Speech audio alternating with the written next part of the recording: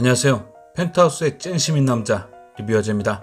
길고 길었던 1년 여정의 종착지로 다가가고 있는 펜트하우스. 지난 6회 결말을 시작하는 변곡점으로 여러 반전들을 보여줬죠.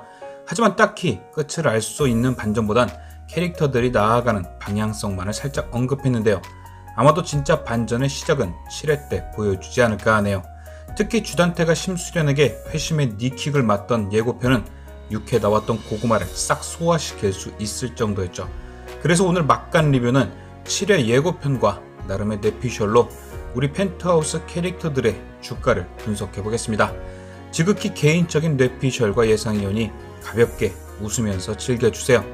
일단 가장 먼저 분석해볼 캐릭터들은 시즌2부터 서서히 모습을 드러내 시즌3 아예 자리를 잡아버린 신규 캐릭터 3인방입니다.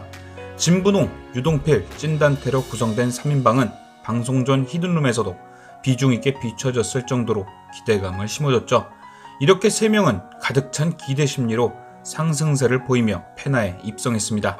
그렇다면 과연 이 3명의 현재 주가는 어떨까요? 제일 먼저 찐단태. 어떻게 보면 짭탄태의 과거 서사와 맞물리며 시즌3 초반 그를 잡을 대항마로 관심을 엄청 받고 상한가를 쳤는데요.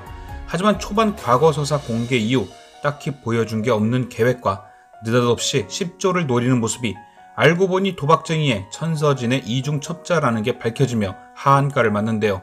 거기에 자신을 구해준 로건니를 살릴 수 있었음에도 알고도 모른 척했다는 사실까지 밝혀주며 또 한 번 하한가를 맞았고 지금은 거의 상패 직전이죠. 다만 방송에서 등장했던 찐단태의 지문으로 짭단태의 재산을 가로챌 수 있다는 얘기가 사실일 경우 짭단태의 재산을 뒤에서 빼돌리는 사이다로 반전의 상한가는 기대해볼 수 있을 듯 하네요. 두 번째는 유동필인데요. 리뷰어제에겐 진짜 애증의 캐릭터죠.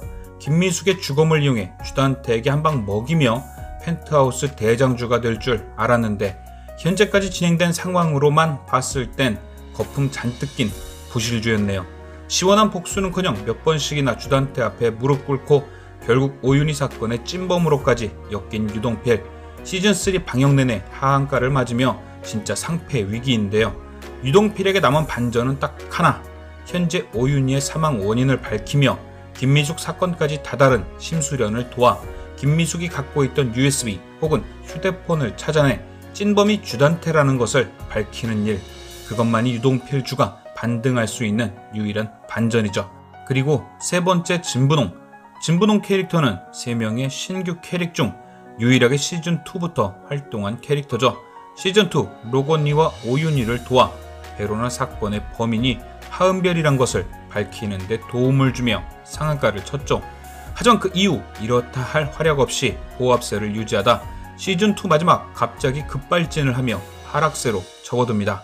그리고 시즌3 하은별을 납치하고 주단태의 이중 첩자인 게 밝혀지며 주가는 바닥을 찍는데요. 그 이후에도 거짓 기자회견에 다시 또 하은별에게 접근하여 기억을 지우는 약 등을 주입하고 유일하게 반전 없이 상패가 가능한 캐릭터가 되어버렸습니다. 그럼 다음으론 펜트하우스에서 없어선 안 될 주석경과 두 커플. 가장 먼저 우리의 아픈 손가락 석경이 시즌 1, 2, 3 변함없는 모습으로 강력한 키즈 빌런계의 원탑이 되었는데요. 나이는 20살이지만 사춘기를 묵은지처럼 푹 익혀 여전히 질풍노도의 시기를 보내고 있습니다. 특히나 고인 모독이나 저세상 드립까지 선보이며 끝없는 하락세를 유지 중인데요. 하지만 그런 석경이에게도 반전은 존재하죠. 이미지 세탁의 꽃이라고 불리우는 출생의 비밀. 그녀가 사실 심수련의 딸이었고 주단태가 저지른 아이들 바꿔치기에 당했다는 서사가 밝혀지면 해결이 모두 가능하진 않겠지만 동정표가 생길 것이고 그 이후 주단태에게 버려져 기도원에 가게 되고 거기서 자신의 자매인 민설아가 당했던 일을 본인도 똑같이 당하는 인과응보까지 겪는다면 강력한 상승세로 마감되지 않을까 싶습니다. 다음은 시즌1부터 제가 모든 애정을 몰빵한 성로 커플. 시즌1 헤라키즈 중 가장 강력한 메인 빌런이었던 서쿠니와 시즌1 가장 강력한 땡깡의 참모습을 보여줬던 욕망의 베로나. 이들은 다른 아이들보다 일찍 갱생의 모습과 달달함으로 짧은 하락세를 뒤로하고 상승세로 합류했죠. 하지만 뭔가 풋풋하게 시즌2를 끌고 갈 줄 알았던 성로 커플은 시즌2 초반 하은별이라는 악재를 만나면서 베로나가 일찍 상패를 당하죠. 하지만 상패 얼마 후 기적같은 예비 시어머니 심수련의 도움으로 기사회생 성록 커플의 주가는 연일 상한가를 치며 단단해집니다. 그 상승세는 시즌3 초반까지도 이어지며 헤라키즈만이 할 수 있다는 떡볶이 PPL까지 성공시키죠. 그런데 시즌2에선 본인이, 시즌3에선 엄마가 연이어 죽음을 맞으며 성록 커플에게도 위기가 찾아오는데요. 무슨 운명의 장난인지 시즌2에선 시어머니 덕분에 살아나고 시즌3에선 예비 시아버지 덕분에 엄마를 잃게 되죠. 그런데 가장 큰 위기는 7회 예고편을 통해서 볼 수 있습니다. 바로 주석군의 이별선언. 예고편에서 날 아빠로 인정해 라는 주단태의 대사가 나오죠. 아마도 주석군이 자신의 집에 있던 화이트보드 혹은 강마리와 심수련의 얘기를 듣고 오윤희 사건 현장에 주단태가 있었음을 알게 된 것 같은데요. 사실 확인을 위한 주단태와의 대립 중에 저 대사가 나왔을 가능성이 있습니다. 어쨌든 로나 엄마의 죽음에 아빠가 연관된 걸 알게 된 후에 진심이 아닌 로나를 위한 이별 선언을 한 거겠죠. 그렇기에 왠지 성록 커플의 주가는 헤어짐으로 인한 하락세가 아닌 애절함을 동반한 상승세를 유지할 듯 하네요. 다음으론 두 번째 커플, 롱년 커플. 펜트하우스의 메인 커플이죠. 시즌1에선 주단태에 의해 심수련을 잃으며 하락세인 듯 하다가 시즌2에서 기적처럼 살아 돌아오며 수련이 입원했던 병원에서 서로의 마음까지 확인한 롱년 커플. 연일 상한가를 때리던 그들 앞에 다시 또 주단태가 나타나고 이번엔 로건이 수련의 곁을 떠났는데요. 심수련의 죽음과 달리 차가 폭발하며 사고를 당한 거라 영락없는 찐죽 퇴장인 듯 보였죠. 덕분에 롱년의 주가는 다시 하락세를 맞는데요. 하지만 지난 6회 로건 또한 수련처럼 기적적으로 생존, 롱년의 주가는 다시 또 연일 상승세입니다. 시즌1과 시즌3 각자 한 번씩 추모 의식을 가졌던 부활 커플. 다만 현재 로건의 생사는 확인이 되었지만 숨만 붙어있는 상태. 확실한 재회는 아니지만 이들에겐 오작교 하윤철이 있죠. 만약 하윤철이 로건의 생사를 심수련에게 전한다면 심수련이 로건을 구해올 가능성이 생기죠. 그리고 그 후 회복을 해야 하는 로건 대신 알렉스가 그의 자리를 대신할 듯 보이는데요. 현재 심수련이 진행 중인 가장 큰 계획은 천수지구 뺏기. 심수련이 나이교의 모습을 한 이유도 여기 있겠죠. 집에만 있던 자신과는 달리 나이교는 평생을 주단태를 위해 여기저기 로비를 다녔습니다. 심수련은 나이교의 바로 그 인프라 그리고 직책을 이용한 거죠. 6회 마지막 등장한 새로운 캐릭터 배혜선님의 눈빛을 보면 뭔가 놀라는 눈빛이었는데요. 아마도 나이교가 활동 당시 친분이 있던 인물이고 경제 쪽보단 정치 쪽 인물일 듯 보이는데요. 놀란 이유는 두 가지겠죠. 죽은 줄 알았던 나이교와 똑 닮은 심수련을 봤기 때문일 수 있고, 혹은 나이교가 심수련으로 활동했기에 진짜 심수련을 처음 봐서일 수 있겠죠.